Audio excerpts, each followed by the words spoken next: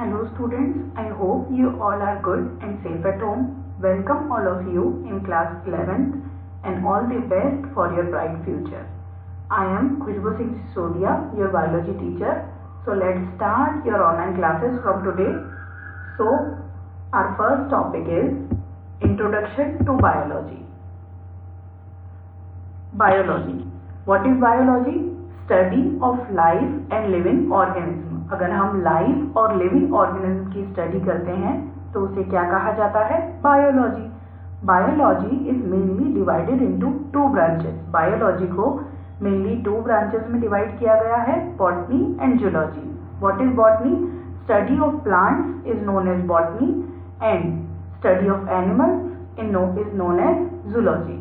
Biology name derived from Greek words bios which means life and logos which means study. Biology जो word है वो Greek words है से लिया गया है. Greek words कौन कौन से? Bios जिसका मीनिंग क्या है? Life and logos जिसका मीनिंग क्या है? Study.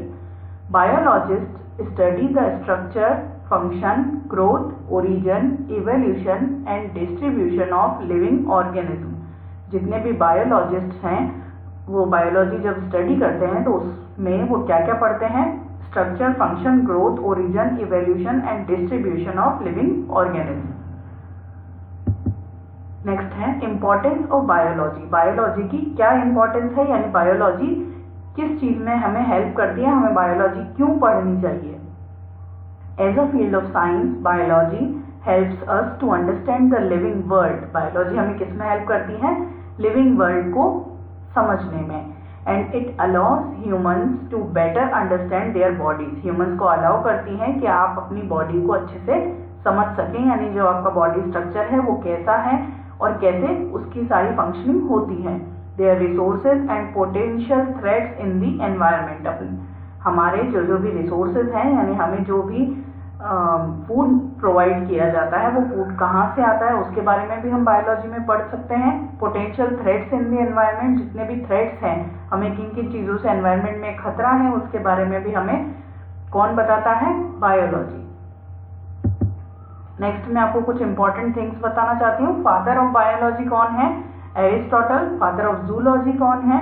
Aristotle. Father of modern biology कौन है? Charles Darwin. And father of botany कौन है? थियोफ्रेस्टस. ऐसे बहुत सारे फादर्स ऑफ अलग अलग ब्रांचेस हैं जिनके बारे में हम धीरे धीरे नेक्स्ट क्लासेस में जैसे जैसे टॉपिक्स आएंगे वैसे वैसे स्टडी करेंगे.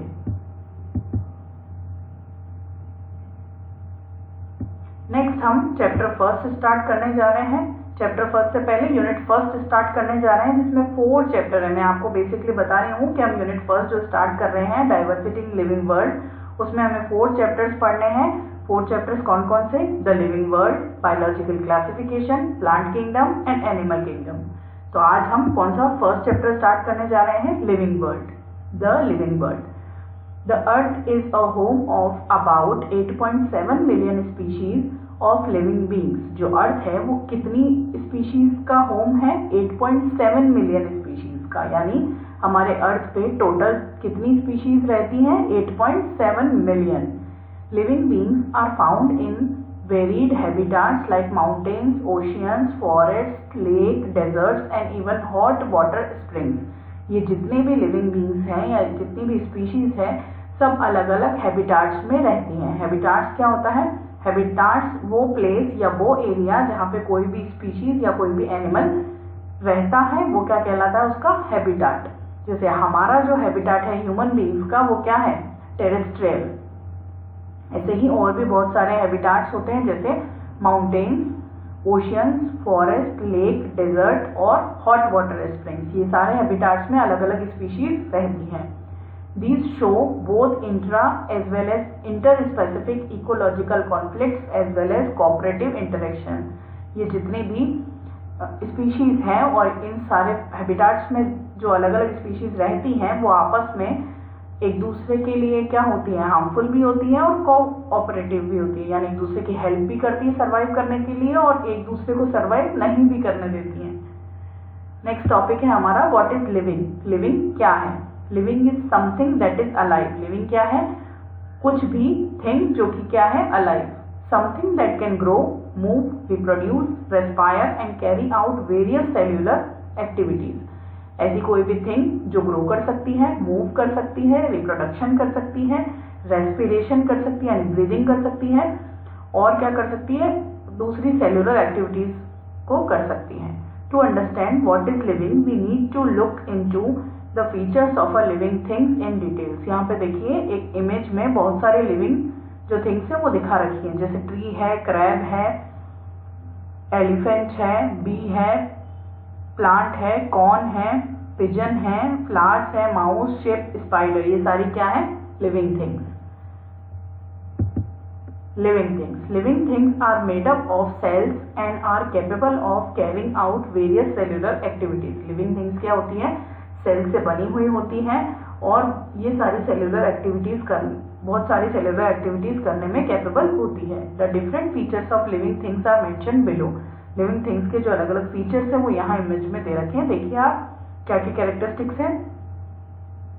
Level of organisation, made up of cells, response to the environment, grow and develop, obtain and uses energy, reproduce। इन सारे जो भी कैरेक्टरिस्टिक्स हैं इनको हमको एक एक करके क्या करना है, डिटेल में स्टडी करना है।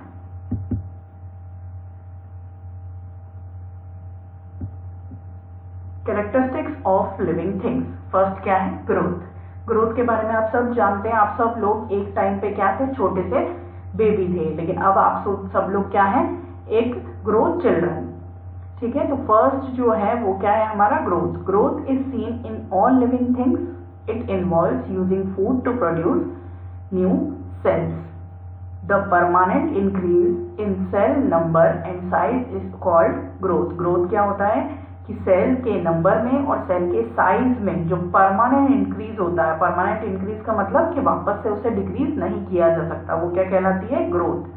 The growth of a living organism is an internal and biological process controlled by protoplasm.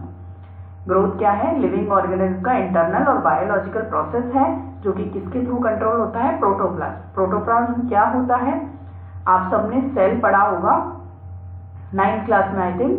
तो सेल के अंदर आपने पढ़ा होगा कि अंदर एक फ्लूइड फिल्ड रहता है जिसे क्या कहते हैं, साइटोप्लाज्म। और न्यूक्लियस के अंदर भी एक फ्लूइड फिल्ड रहता है जिसे कहते हैं न्यूक्लियोप्लाज्म। और न्यूक्लियोप्लाज्म एंड साइटोप्लाज्म को कंबाइनली क्या कहा जाता है, प्रोटोप्लाज्म। वो पूरा प्रोटोप्लाज्म मिलकर सारे बायोलॉजिकल प्रोसेस जो बॉडी के अंदर होते हैं उससे क्या करते हैं, control. Plants show growth through cell division throughout the life and animals show growth in up to certain age. Plants क्या करते हैं, अपनी थ्रू आउट लाइफ तक क्या करते रहते हैं, सेल डिवीजन, और उनमें ग्रोथ होती रहती है। लेकिन एनिमल्स में एक फिक्स सर्टेन एज तक ही ग्रोथ होती है। जैसे कि अगर हम ह्यूमन बींग्स की बात करें तो क्या होता है, 18 की एज तक फीमेल्स में ग्रोथ होती रहती है और 21 की जो मैक्सिमम एज है तब तक मेल्स में ग्रोथ होती है, उसके बाद ग्रोथ नहीं होती। Non living objects also grow if we take increase in body mass as criteria for growth. Non living things भी क्या करती हैं, ग्रो करती हैं अगर हम क्या करें, बॉडी मास, अगर उसका क्राइटेरिया, ग्रोथ का क्राइटेरिया हम क्या लें, बॉडी मास। बॉडी मास के एस्पेक्ट से अगर देखा जाए तो नॉन लिविंग थिंग्स भी क्या करते हैं, ग्रो करते हैं। जैसे कि माउंटेन्स, बाउल्डर्स यानी स्टोन्स एंड सैंड माउंट्स यानी रेत के, जो आपने देखा होगा रेत के जो टीले हैं यानी जो सैंड है उसको अगर अपन कलेक्ट करें खूब सारी एक के ऊपर एक तो वो एक टीला जो बन जाता है, जो शेप बन जाता है, वो भी क्या कर रहा है, ग्रो ही तो कर रहा है। लेकिन किस एस्पेक्ट से, सिर्फ बॉडी मास के एस्पेक्ट से, यानी उसका वेट क्या हो रहा है, गेन हो रहा है। Therefore growth can not be taken as a definite property of living organism. Growth को लिविंग ऑर्गेनिज्म की डिफाइनाइट प्रॉपर्टी नहीं कह सकते क्योंकि ग्रोथ किस में हो रही है, नॉन लिविंग थिंग्स में भी हो रही है। इसलिए अगर हमें क्या करना है, डिफाइनाइट करना है किसी लिविंग थिंग्स को, तो हम उसमें ग्रोथ को एक कैरेक्टरिस्टिक नहीं मान सकते। नेक्स्ट हम पढ़ रहे हैं रिप्रोडक्शन। आप सब लोग पहले भी पढ़ चुके हैं, 10th में पढ़ा होगा क्या होता है reproduction. Reproduction is the ability to produce offspring of similar kind. Reproduction क्या होती है, लिविंग थिंग्स की एबिलिटी होती है क्या करने की, अपने जैसे सिमिलर ऑफस्प्रिंग प्रोड्यूस करने की। ऑर्गेनिज्म में reproduce by sexual and asexual methods. Organism दो मेथड से रिप्रोडक्शन कर सकते हैं, सेक्सुअल और असेक्सुअल। फर्स्ट हम क्या देख रहे हैं, sexual reproduction, the production of new living organism by combining genetic information from two individual of different types. Means क्या होगा, two individual of different types यानी एक मेल और एक फीमेल, और बाय कंबाइनिंग जेनेटिक इंफॉर्मेशन का मतलब क्या होगा कि जब भी टू इंडिविजुअल्स के जो क्या है गोनेट्स जो है जो क्या प्रोड्यूस करते हैं, sperm and ovum gametes produce करते हैं, उन गैमेट्स का जब फ्यूजन होता है तो उन गैमेट्स में के न्यूक्लियस में जो क्या प्रेजेंट होते हैं, क्रोमोसोम्स, उनका भी क्या होता है, उनका भी कॉम्बिनेशन बनता है जिससे ऑफस्प्रिंग्स बनते हैं। तो समझ में आया सेक्सुअल रिप्रोडक्शन क्या होता है, the production of new living organism by combining genetic information from two individual of different types. In most higher organism one sex produces a small motile gamete which travel to fuse a larger stationary gamete produced by the other। क्या होता है sexual reproduction में, mail के through क्या किए जाते हैं, motile gamete produce किए जाते हैं। मोटाइल गैमेट यानी जो गैमेट मूव कर सके, यानी एक प्लेस से दूसरी प्लेस पर जा सके। तो वो कौन सा गैमेट होता है, स्पर्म। किसके थ्रू प्रोड्यूस किया जाता है, मेल्स के थ्रू। और फीमेल्स के थ्रू जो गैमेट प्रोड्यूस किया जाता है उसे कहते हैं ओवम, जो कि स्टेशनरी होता है, ज्यादा मूव नहीं करता। यानी वो जब ओवरी से फैलोपियन ट्यूब में रिलीज होता है तो वो वहीं पे रहता है जब तक कि जाइगोट का फॉर्मेशन नहीं हो जाता या फिर डिजेनरेट हो जाता है। नेक्स्ट है asexual reproduction, a type of reproduction in which only single parent involve. ऐसा रिप्रोडक्शन जिसमें सिर्फ सिंगल पेरेंट जो है वो इन्वॉल्व होता है। There is no fusion of gamete occur, यानी असेक्सुअल रिप्रोडक्शन में किसी टाइप का गैमेट्स का फ्यूजन नहीं होता है। एग्जाम्पल क्या है, जैसे yeast and hydra reproduce through budding. Yeast और हाइड्रा में आप लोग पढ़ चुके हैं, ये भी 10th में।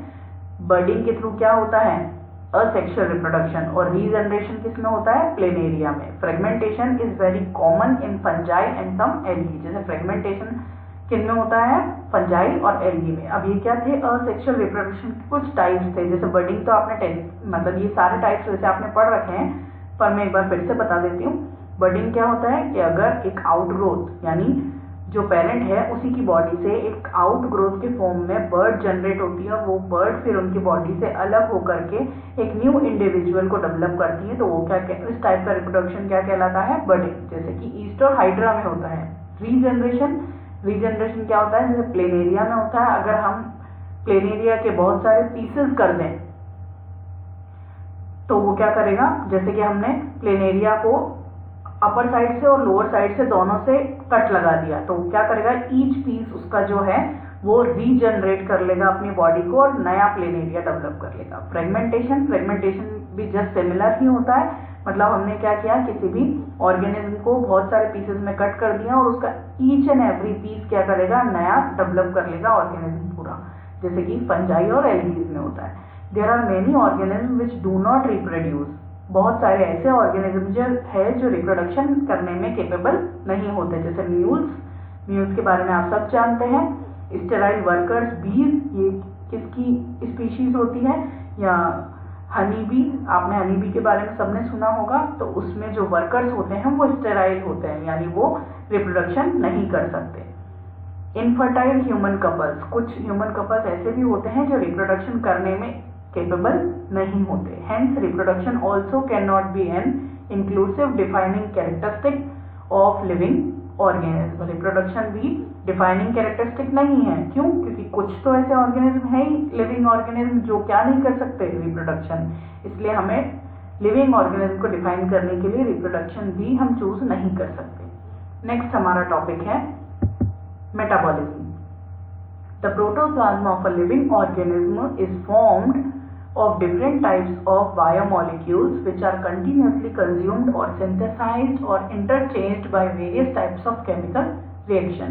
जो प्रोटोप्लाज्म होता है लिविंग ऑर्गेनिज्म का, वो किससे बना होता है, बहुत सारे डिफरेंट बायोमोलिक्यूल से। बायोमोलिक्यूल्स क्या होते हैं, जैसे कि आप सबने पढ़ा है, कार्बोहाइड्रेट, प्रोटीन, फैट, विटामिन, ये सब क्या होते हैं, बायोमोलिक्यूल्स। तो ये जो बायोमोलिक्यूल्स हैं यही सब मिलकर के क्या बनाते हैं, सेल का प्रोटोप्लाज्म, जो क्या होता है कंटिन्यूसली कंज्यूम किया जाता है, सिंथेसाइज किया जाता है और इंटरचेंज किया जाता है किसके थ्रू, बहुत सारी केमिकल रिएक्शंस के थ्रू। और इसी प्रोसीजर को क्या कहा जाता है? मेटाबॉलिज्म।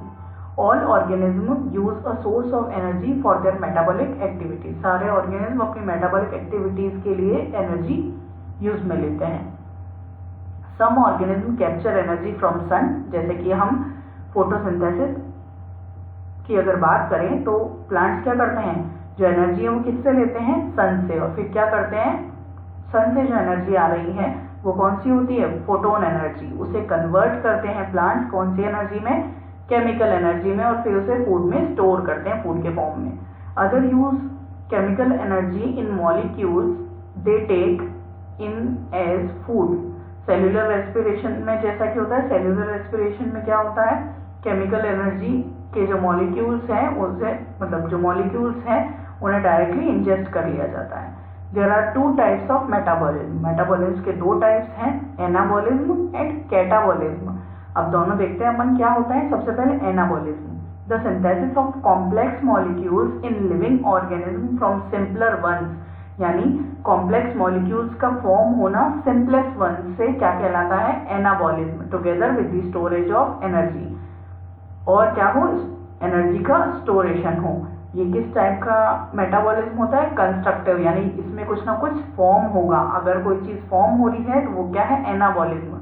नेक्स्ट है catabolism, the breakdown of complex molecules in living organism from simpler ones. Simpler जो है मॉलिक्यूल्स बनाने के लिए कॉम्प्लेक्स मॉलिक्यूल्स का ब्रेकडाउन हो जाए तो वो और उसमें क्या हो, एनर्जी रिलीज हो, तो इस टाइप का मेटाबॉलिज्म क्या कहलाएगा? Destructive metabolism. और किस कैटेगरी के अंदर रखेंगे इसको? कैटाबॉलिज्म के अंदर, जिसके अंदर कुछ ब्रेकडाउन होकर कुछ फॉर्म हो रहा है तो वो क्या है? कैटाबॉलिज्म। यानी किसी चीज का फॉर्मेशन अगर हो रहा है तो वो क्या है? एनाबॉलिज्म, और ब्रेकडाउन हो रहा है तो वो क्या है? Catabolism. Metabolism is a peculiar characteristics of life as no living object shows metabolism. कोई भी लिविंग ऑब्जेक्ट जो है वो मेटाबॉलिज्म शो नहीं करता, इसलिए मेटाबॉलिज्म को अगर डिफाइन करना है तो हम क्या चूज कर सकते हैं? कौन सा कैरेक्टरिस्टिक चूज कर सकते हैं? मेटाबॉलिज्म। ऐसे और भी कुछ कैरेक्टरिस्टिक्स हैं लिविंग थिंग्स के जो कि हम पढ़ेंगे नेक्स्ट क्लास में।